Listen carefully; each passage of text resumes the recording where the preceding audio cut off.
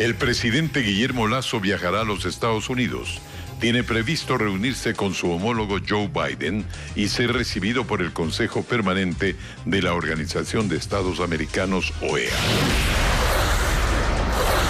Las afirmaciones del embajador de los Estados Unidos en Ecuador, Michael Fitzpatrick, sobre narcojusticia provocan reacciones y pedidos de reformas legales.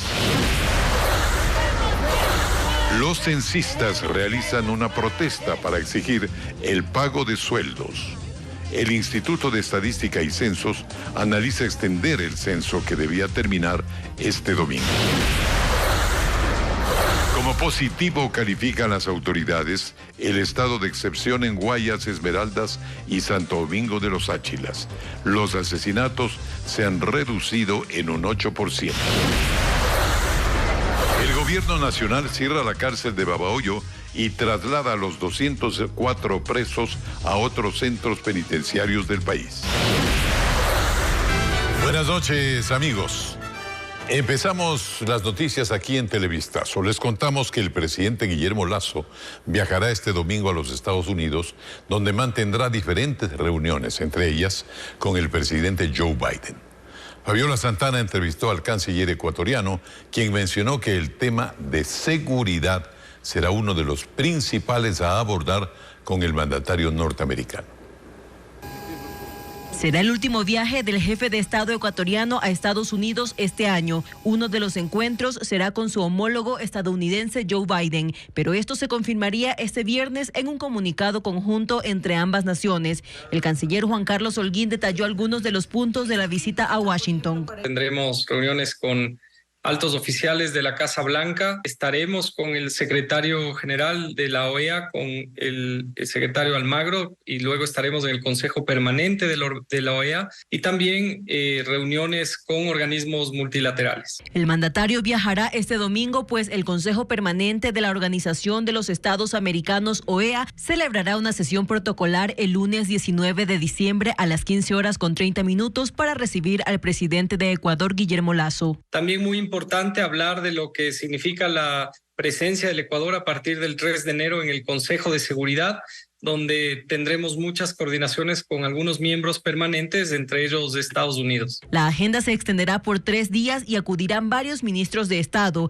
entre ellos el de Defensa, de la Producción y el secretario de la Seguridad Pública, pues los temas de comercio, seguridad y defensa serían los principales a tratar. Y como menciono, es la culminación de una estrategia conjunta que llevará la próxima semana a que en la Casa Blanca podamos tener algunos resultados más concretos de decisiones que ambos presidentes ya en su conversación en Los Ángeles habían avanzado. En las últimas 2 semanas, Ecuador ha recibido la visita de 2 altos funcionarios de la Casa Blanca, como son el asesor de Biden para las Américas y el secretario del Departamento de Seguridad Nacional de los Estados Unidos. Meses atrás, también una delegación de senadores norteamericanos y la jefa del Comando Sur de Estados Unidos, quienes allanaron el camino de esta agenda.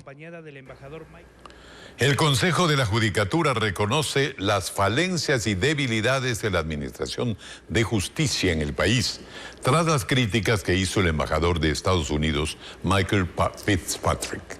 El diplomático aseguró que en Ecuador los cárteles de narcotráfico se pelean por el control de la Administración de Justicia y el sistema permite la impunidad.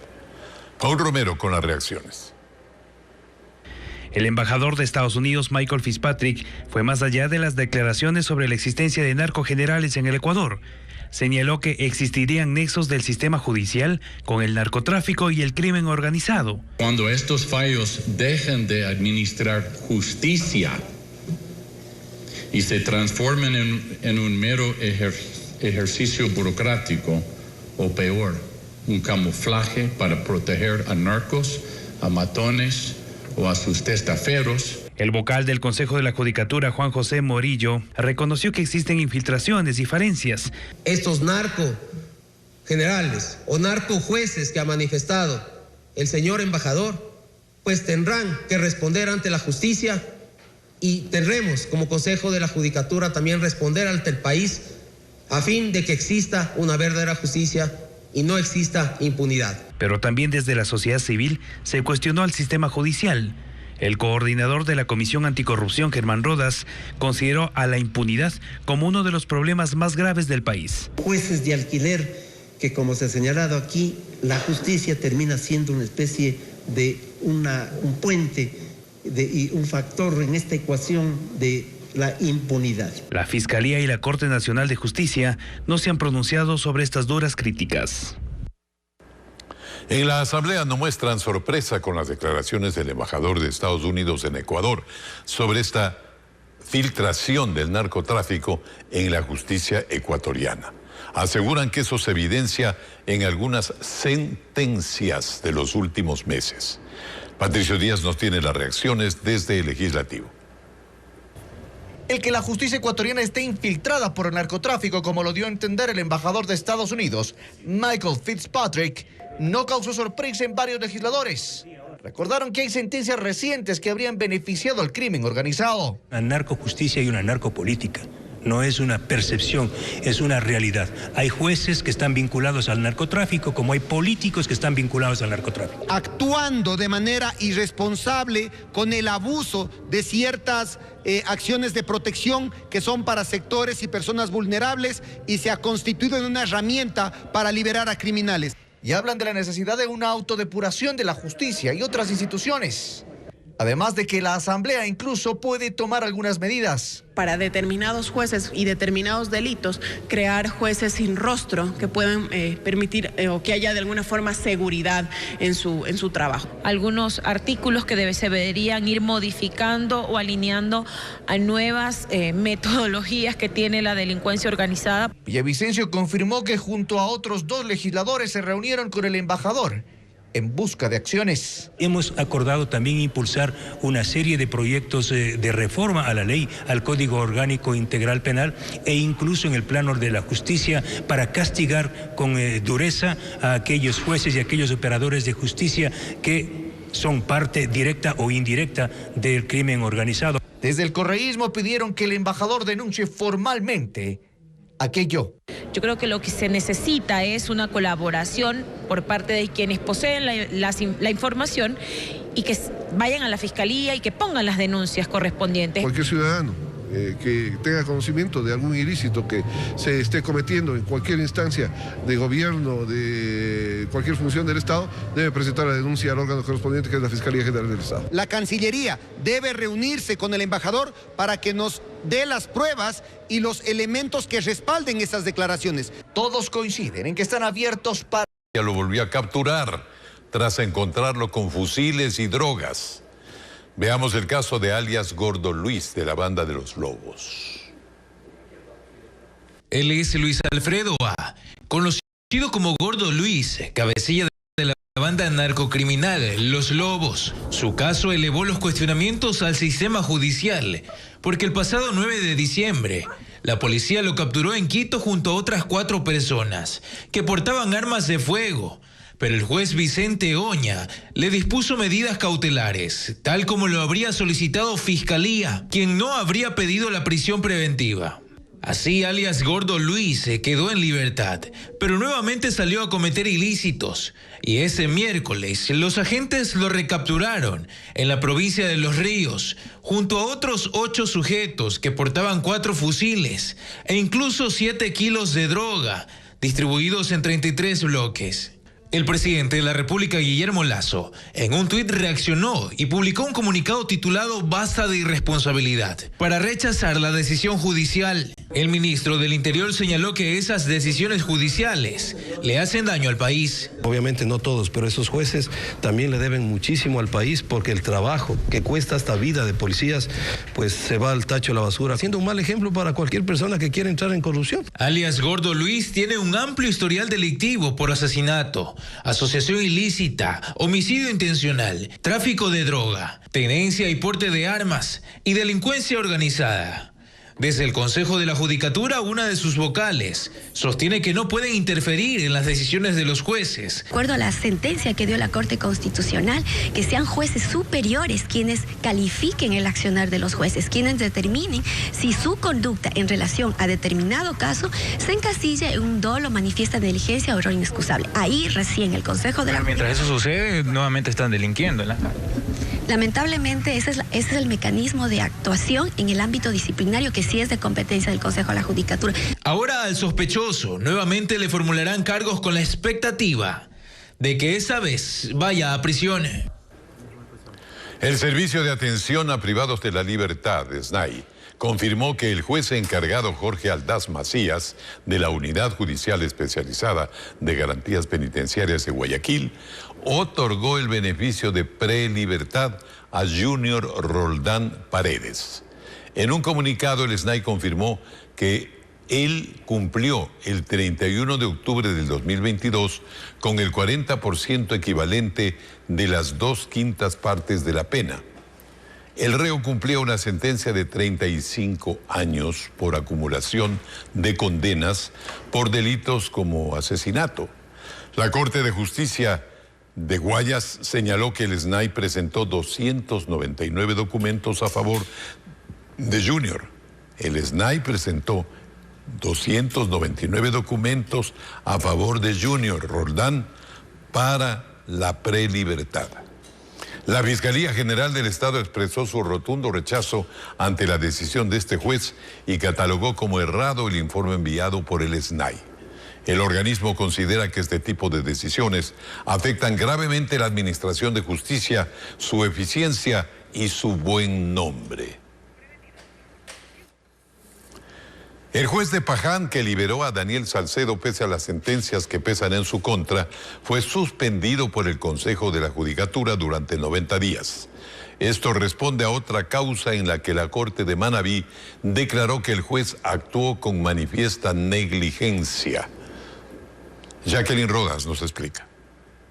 El juez de Paján, Simón García Tello, quien dejó en libertad a Daniel Salcedo, ya no podrá ejercer su cargo hasta que se resuelva su situación administrativa. El Consejo de la Judicatura, a través de un mensaje en Twitter, informó: el Pleno dicta medida preventiva de suspensión por 90 días al juez de la Unidad Multicompetente No Penal de Paján por presunta infracción gravísima, luego de que Sala Civil de Corte de Manabí notificara declaratoria jurisdiccional. Pero esta sanción temporal no tiene que ver con la liberación de Salcedo, sino con otro proceso por desahucio en el que fue denunciado y la Corte Provincial determinó que incurrió en manifiesta negligencia. Simón García tiene a su haber otra denuncia presentada hoy en contra de sus actuaciones como juez. También hay registros de una detención por conducir en estado de embriaguez en 2020, que le valió 30 días de prisión, y un juicio por falsificación y uso de documento falso del que fue sobreseído. En la causa de Daniel Salcedo, la Fiscalía rechazó las medidas cautelares concedidas porque Salcedo tiene 2 sentencias: a 13 años de prisión por peculado en la venta de fundas para cadáveres durante la pandemia y otra de 3 años por el ingreso de artículos prohibidos a la cárcel, que pese a no estar ejecutoriadas evitan que caduque la prisión preventiva, contrario a lo decidido por el juez. García ahora podría enfrentar un sumario administrativo que concluya con su destitución. Intentamos comunicarnos con él al número de su despacho, pero contestó una persona que dijo no estar autorizada a comunicarnos con él y colgó el teléfono. La defensa del excontralor Carlos Pollitt en Estados Unidos presentó ante los tribunales de ese país documentos en los que expresan que el excontralor no adquirió bienes con dinero proveniente de sobornos y revelan que fue con recursos de la familia El Juri que el funcionario compró propiedades y negocios en marcha. El excontralor Carlos Pollitt espera que la Corte de Miami desestime los cargos de lavado de dinero, promover y ocultar un esquema de sobornos en Ecuador. Una expectativa que se fundamenta en 3 escritos que fueron presentados el pasado 9 de diciembre, al límite de la fecha para ingresar mociones previas al juicio que está previsto para el 22 de mayo del 2023. Pollitt enfrenta 6 cargos por lavado de dinero y sus bienes podrían ser confiscados de ser declarado culpable. Según los fiscales norteamericanos, empresas relacionadas con Pollitt compraron bienes en Estados Unidos con dinero que provenía de sobornos. La defensa de Pollitt señala que al menos 5 de las acusaciones están prescritas. Argumentan que las transacciones de adquisición de los bienes ocurrieron entre 2015 y 2017, que la Fiscalía de Estados Unidos tuvo 5 años para procesarlo por cualquier transacción financiera ilegal, y que el retrasar la presentación de cargos es una decisión que tiene consecuencias. En los escritos presentados por la defensa de Pollitt se asegura que como contralor él emitió un informe en el que se señalaban actos de corrupción cometidos por varios funcionarios públicos dentro de la comisión que se formó para investigar los hechos relacionados con el 30S. Uno de ellos era Carlos Vaca Mancheno. Según Pollitt, Vaca y sus socios se enriquecieron ilícitamente. Cuando el informe fue remitido, Vaca Mancheno ya era fiscal y no presentó cargos contra sí mismo ni sus aliados políticos, a decir de la defensa. Ese informe sería la causa, según Pollitt, de una campaña para desacreditarlo y de la denuncia penal por haber recibido sobornos de Odebrecht. Ese juicio culminó con una sentencia a 6 años de prisión por concusión. Según los tribunales ecuatorianos, recibió al menos $10 millones de la constructora brasileña. El exfiscal Carlos Vaca Mancheno, a través de un mensaje, nos indicó lo siguiente: este corrupto condenado y sentenciado, tanto aquí como ahora investigado en Estados Unidos, siempre tuvo la cantaleta del supuesto e inexistente informe de la Comisión 30S para justificarse del hecho cierto de que por decisión del fiscal general del Estado se le procesó por concusión, ya que se demostró que había recibido más de $10 millones en sobornos. Lamentablemente, personas de esta calaña buscan cualquier pretexto para tratar de manchar el nombre de personas honestas y rectas que hemos tenido la obligación moral y cívica de procesarles por lo que son: delincuentes condenados. Ante el Departamento de Seguridad Nacional de Estados Unidos, los abogados de Pollitt también indicaron que la principal fuente de dinero para las inversiones inmobiliarias que hizo en ese país era la familia El Juri, y que la Fiscalía deberá demostrar que los recursos provenían de sobornos y no de fondos legítimos.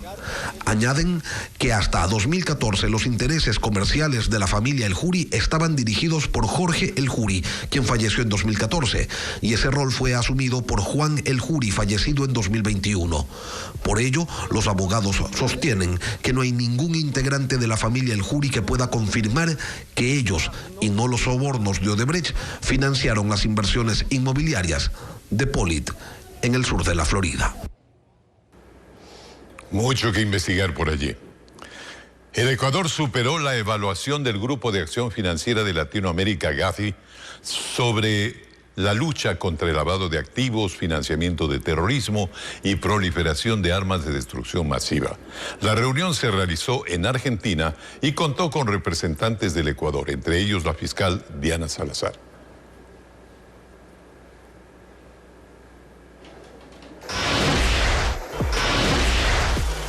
Corte comercial y enseguida, amigos. Censistas protestaron por la falta de garantías para cumplir su trabajo.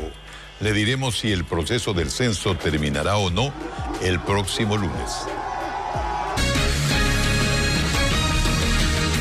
Continuamos. Censistas del INEC se quejan por la falta de pagos, inseguridad y explotación laboral.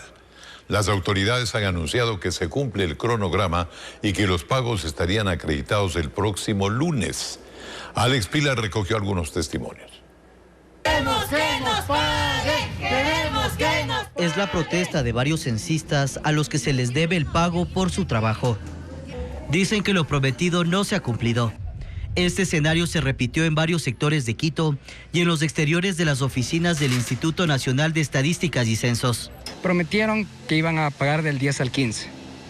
Ha llegado el 15 el día de hoy y no se ha visto efectivo ningún pago, que ya deberían ser del 10 al 15. A partir del 15 nos informaron que desde hoy van a empezar a pagar paulatinamente. No sabemos qué significa para ellos paulatinamente. Según el gerente, el incumplimiento de los pagos respondería a factores externos. Hace un llamado a la tranquilidad. Cabe indicar que el pago para los censistas viene atado de un crédito de un organismo externo, que sus pagos llegarán a sus cuentas a partir del 19 de diciembre. El proceso presencial inició hace más de un mes. Al momento se ha avanzado en un 80% con 18,000 censistas. Algunos afirman que el trabajo se ha dificultado por la falta de seguridad. 107 han sido asaltados. En las zonas donde se identificaban ovarios como peligrosos, lo que se hizo fue incrementar el acompañamiento policial y así también como las Fuerzas Armadas. Nunca tuve resguardo policial, hubo un operativo solo con un militar. Según la planificación del INEC, el censo debía terminar el 18 de diciembre. Las autoridades analizan si cambia la fecha. Según las autoridades, en un 8% bajaron los asesinatos durante los 45 días del estado de excepción en 3 provincias. Merlin Ochoa nos informa que las más conflictivas fueron divididas en subzonas en donde el trabajo antidelincuencial estuvo encabezado por un general de la Policía Nacional y otro de Fuerzas Armadas. Luego de 45 días, este jueves concluyó el estado de excepción en las provincias de Guayas, Esmeraldas y Santo Domingo de los Áchilas. El ministro del Interior indicó que durante este tiempo se realizaron 33.000 operativos, en los que se logró decomisar 600 armas de fuego, 9.000 municiones y más de 110 explosivos. Pero además el funcionario se refirió a las muertes violentas. Tenemos 29 muertes violentas menos en el comparativo de los 45 días del estado de excepción con los 45 días de antes del estado de excepción. Esto significa una reducción del 8%. Durante este tiempo también se logró detener a 2.500 personas, la mayoría con vínculos a 34 organizaciones narcocriminales. Aquí están aquellos que generaron los hechos violentos, los ataques a las UPCs, el asesinato a policías e inclusive los actos de terrorismo.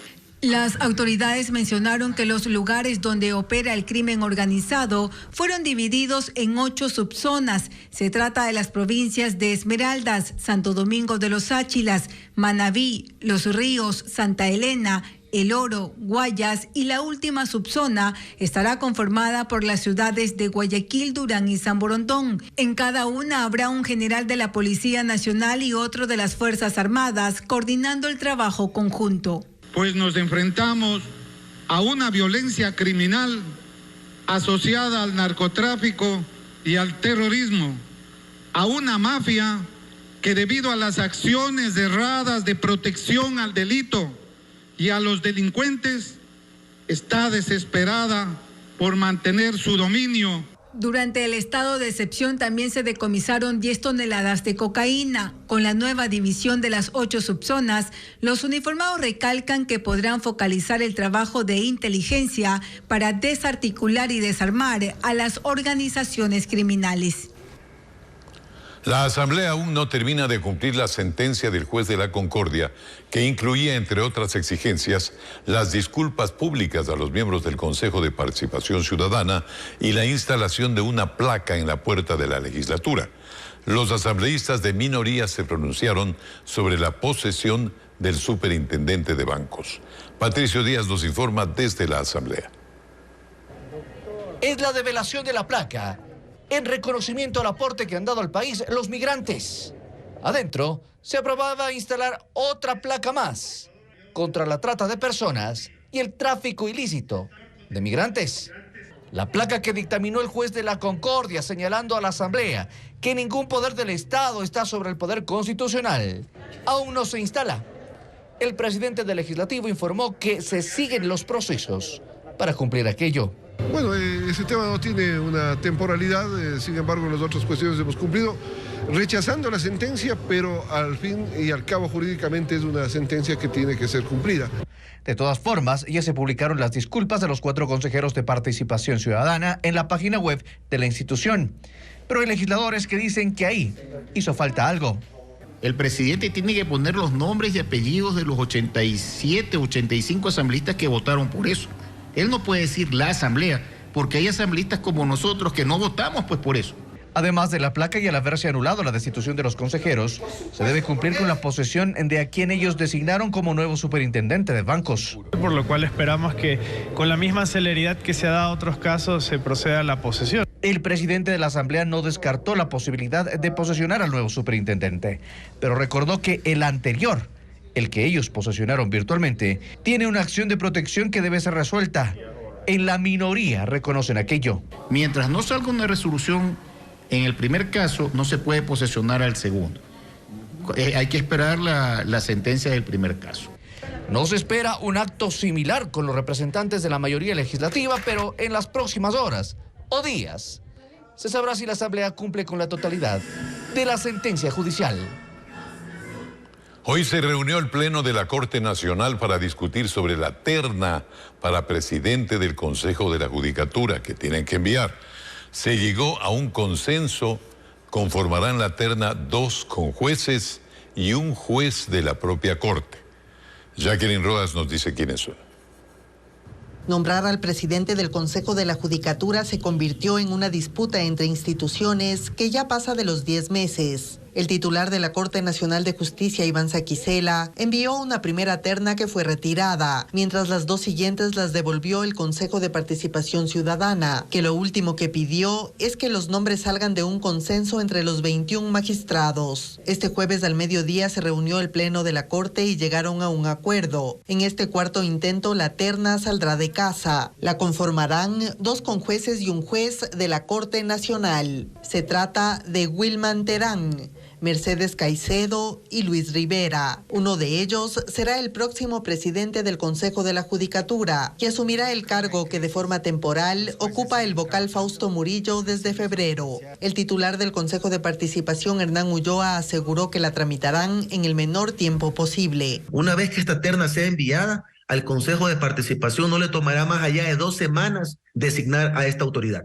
Iván Saquicela informó que con votación mayoritaria, el Pleno reconoció que es su atribución enviar la terna, luego de lo cual accedió a consensuar los nombres. Tiene previsto remitirlos este viernes. Empleadores y trabajadores anuncian la creación de mesas técnicas en defensa de la seguridad social. Rechazan la conformación del actual consejo en el que uno de sus miembros sigue en funciones prorrogadas. Carla Delgado nos cuenta que incluirán en esta mesa a la Comisión Nacional Anticorrupción. Es la tercera vez que se reúnen gremios de trabajadores y empleadores. Esta vez anunciaron la creación de mesas técnicas para defender al Instituto Ecuatoriano de Seguridad Social. El Seguro Social es una institución estratégica para el Ecuador. Es una de las pocas instituciones de estas características que hay en Latinoamérica y es necesario preservarla.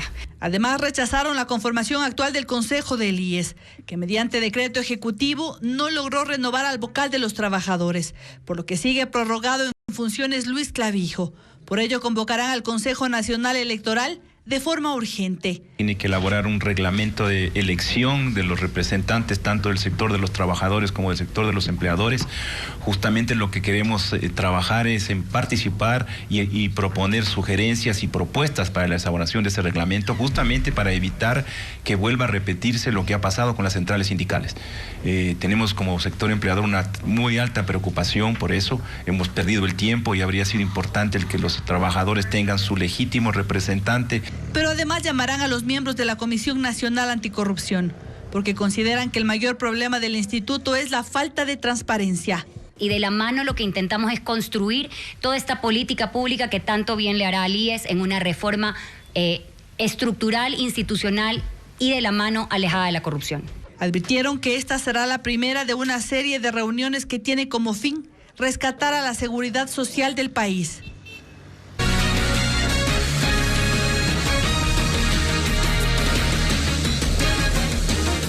Aquí estamos en Televistazo y muchas gracias por acompañarnos, amigos. Pese a que Ecuador ya culminó el acuerdo financiero con el Fondo Monetario Internacional por $6.500 millones, las autoridades de esa institución precisan que el gobierno debe cumplir todavía con varios objetivos, entre ellos una reforma a la aplicación del subsidio a los combustibles. Juan Carlos Esprúa nos tiene más de este recorderis del Fondo Monetario. Esta semana el ministro de Economía, Pablo Arosemena, viajó a Washington para reunirse con las principales autoridades del Fondo Monetario Internacional y así finiquitar el cierre del acuerdo financiero que por más de 2 años Ecuador ha mantenido con ese organismo multilateral. En ese contexto, Cristalina Georgieva, directora del FMI, reveló que el trabajo en conjunto continúa. Se trata de la primera finalización de un programa con el FMI en 2 décadas, que ayuda a construir los cimientos de una economía más resiliente. Felicito a las autoridades ecuatorianas por el trabajo para lograr este programa financiero y continuaremos trabajando de cerca para construir un futuro exitoso. Sin embargo, el FMI aún hace recomendaciones en temas económicos para Ecuador. En un comunicado del organismo multilateral se recogen las declaraciones de una alta funcionaria, quien precisa la necesidad de contener el gasto público en salarios y mejorar las prácticas de contratación pública. Dice que la reforma de los subsidios a los combustibles reduciría el considerable gasto en subsidios y generaría ahorros significativos. Pero yo creo que algún rato el Ecuador tiene que volver a replantear el tema, porque esto lo único que hace es disfrazar un poco los recursos, no poder destinar en lo que realmente hay que destinar, genera una suerte de señal de incapacidad política del gobierno para seguir avanzando. Los subsidios tienen que ser focalizados, temporales, tienen que estar presupuestados, no pueden generar distorsiones. Y de los peores subsidios que tenemos es el tema de los derivados de petróleo. Según datos del gobierno, este año el Estado terminaría pagando más de 3.000 millones de dólares por subsidio a los combustibles. Solo el precio de la gasolina súper está completamente liberalizado y no recibe subvención estatal. Continuamos. El presidente de la República, Guillermo Lasso, visitó este jueves Manabí. Temprano cumplió agenda en el Cantón Sucre y constató la atención en el Hospital de Bahía de Caracas. También estuvo en Manta, donde pidió apoyo a la consulta popular. Veamos. Fue en Manta durante el acto de entrega de la rehabilitación de 5 kilómetros de la vía puerto-aeropuerto que el presidente de la República pidió el respaldo popular a la consulta. Es que vote sí por una consulta popular para meter a la cárcel a los narcos y mandarlos al exterior, y además para disminuir el número de asambleístas, para que nos cuesten menos estos tipos que no hacen nada por el país, sino solo por ellos. No los quiere sino apenas el 6% de los ecuatorianos. Refirió que la obra que inauguraba solo costó $1,5 millones, aduciendo que en su gobierno no hay corrupción. Más temprano, el primer mandatario recorrió el Hospital General Miguel Hilario Alcíbar de Bahía de Caracas, que fue inaugurado en octubre, pero que ya atiende en áreas como emergencia, consulta externa y cirugías. 3 años tomó la instalación de esta casa de salud tan esperada, luego de que el antiguo hospital quedó con severos daños por el terremoto de abril de 2016. Entre infraestructura y equipos, el hospital supera los $44 millones en inversión. Está equipado en un 80%, ¿no? Lo que nos falta son los nuevos servicios que se van a abrir, especialmente los nuevos quirófanos. Se van a abrir 2 quirófanos adicionales. Aunque miembros de la veeduría aseguran que el porcentaje de operación es menor. Creemos en la palabra del presidente de la República, que ha dicho que hasta mayo el hospital va a tener estos inconvenientes y en mayo va a estar totalmente equipado el hospital. La proyección del gobierno es que este centro de salud cuente con más de 500 profesionales para atender la demanda de una población de 160.000 habitantes de la costa norte de Manabí. Se emite una nueva sentencia de la Corte Interamericana en contra del Estado ecuatoriano. Esta vez en el caso Cortés Espinosa versus Ecuador. Fue el propio presidente del Alto Tribunal quien dio a conocer el fallo por esta detención ilegal y tortura que dicen ocurrió entre los años 1997 y 2000. El país deberá indemnizar a la víctima, como nos informa Jacqueline Rodas.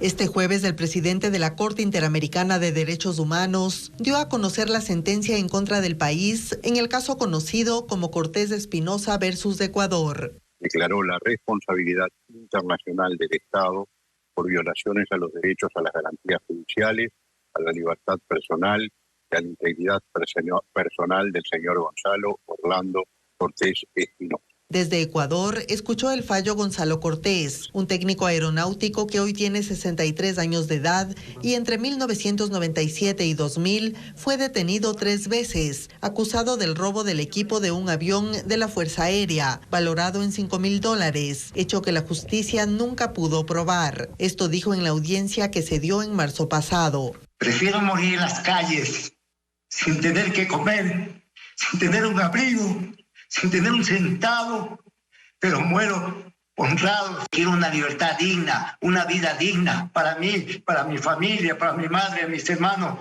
que el apellido que llevan está manchado hasta el día de hoy. Entonces contó que lo incomunicaron, recibió tratos crueles y pese a ser civil, militares lo detuvieron y encerraron en estas instalaciones conocidas como Villa Avión de la base aérea en Quito. Perdió su trabajo en la aerolínea Ícaro y durante más de 14 años tuvo que defenderse hasta que su causa prescribió. Ahora la Corte ordena a Ecuador que le indemnice. Deberá pagarle por daño material $25,000, por daño inmaterial $31,000 y por costas y gastos $21,000.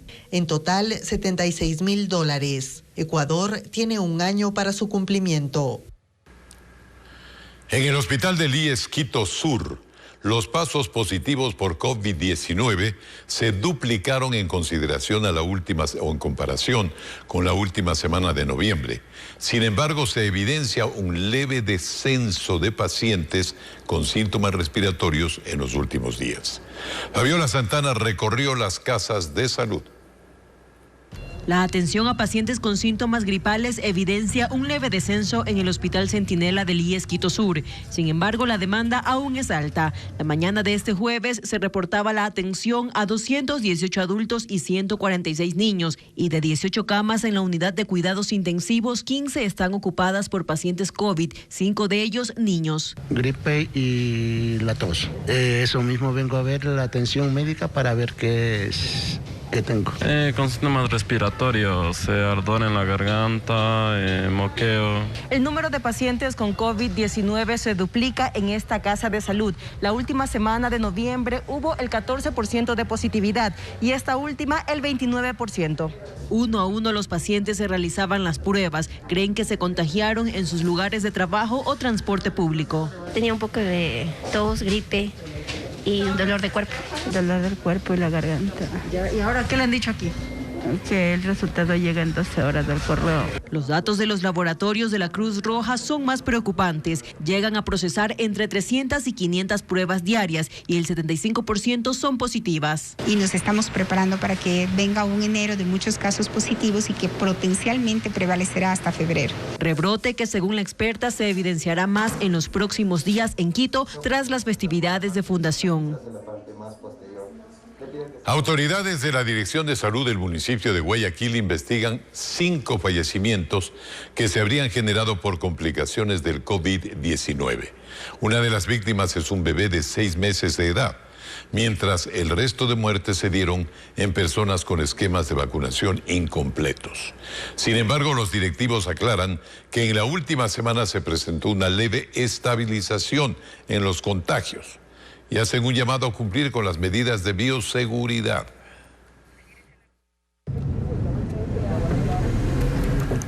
El Instituto Geofísico advierte que las vibraciones en el volcán Cotopaxi son más continuas. Pese a que no se contempla un cambio de alerta en el volcán, las autoridades iniciaron un proceso de capacitación en territorio en caso de una posible erupción. Carla Delgado nos explica. La actividad volcánica continúa en el Cotopaxi. Los tremores o vibraciones que antes del 29 de octubre eran nulos, hoy son cada vez más frecuentes. Así lo explica el director del Geofísico, Mario Ruiz. Ahora podríamos decir que tenemos 1 o 2 por día, ¿no? Lo cual nos está confirmando que las emisiones de vapor y la altura que van alcanzando estas emisiones son cada vez más grandes y son también más frecuentes, ¿no? Pero a estos movimientos en los últimos días le han acompañado emisiones de ceniza, material que según los técnicos es nuevo, por lo que aquí siguen manejando 2 teorías. Un escenario es de que la actividad continúe en este mismo ritmo que hemos venido observando con ocasionales caídas de ceniza, y el otro sería que la actividad sea más o menos comparable a la que tuvimos en agosto del 2015. La Secretaría de Gestión de Riesgos asegura que por ahora el volcán continuará en alerta amarilla. Mientras tanto, trabajan con las autoridades locales en prevención. Son en total 37 parroquias y 10 municipios. Se preparen y tengan listos todos sus planes de contingencia, rutas de evacuación, puntos de encuentro. Se ha trabajado con ellos desde hace semanas en actualizar los planes, en actualizar la información que ellos tienen El volcán Cotopaxi ha tenido 5 fases eruptivas. La más reciente se registró en 2015, causando un gran retroceso o descongelamiento de los glaciares. Continuamos con las noticias en Televistazo. El Ballet Ecuatoriano de Cámara planteó una acción de protección para que el gobierno entregue recursos que debían ser asignados a esta entidad hace 8 meses. Por su parte, el gobierno afirma que es un rubro a cargo de la Casa de la Cultura. Rafael Armida tiene la respuesta del organismo. La danza también es profesión, por eso exigimos nuestro presupuesto. Se trasladaron por un momento del escenario a la calle. Son bailarines, técnicos y docentes del Ballet Ecuatoriano de Cámara que elevaron su voz de protesta por el pago de sus salarios y presentaron una acción de protección. Son una entidad privada sin fines de lucro que recibía recursos del gobierno. Subvencionar a estos artistas para que lleguemos con estas actividades a la mayor cantidad posible de público. Tenían asignada una partida presupuestaria, por eso acudieron a la instancia judicial. Pero este jueves la audiencia fue suspendida y de no regularizarse su situación, el Ballet Ecuatoriano de Cámara podría cerrar sus puertas. Y hemos llegado al momento de no poderlo llevar más porque vamos 8 meses sin pago, sin la ayuda de parte del gobierno en instituciones financieras, de algo que por ley se nos debe. Según el gobierno, la Casa de la Cultura era la encargada de asignar esos recursos a través de un convenio, siendo intermediarios entre el Ministerio de Finanzas y la Fundación. Esta entidad afirma que no renovaron el contrato desde el 31 de diciembre del 2021 y explican las razones. Primero, porque está fuera del marco constitucional. Segundo, porque hay varios informes de Contraloría que señalan una administración bastante poco saludable de los recursos del Ballet Ecuatoriano de Cámara. La Casa de la Cultura es una institución que tiene apenas un presupuesto de $13 millones para todo el año en todo el país, una institución bien pequeña. Y el Ballet Ecuatoriano de Cámara recibía $1,5 millones. Dice que el Ministerio de Finanzas habría eliminado ese monto de su presupuesto y ahora el pago estaría a cargo del organismo gubernamental, que a su vez afirma que los recursos los maneja la Casa de la Cultura, con mediación del Ministerio de Cultura. Lo cierto es que los integrantes del Ballet Ecuatoriano de Cámara confían en que la justicia actúe y pronto se les entregue la subvención con la que han trabajado desde 1994.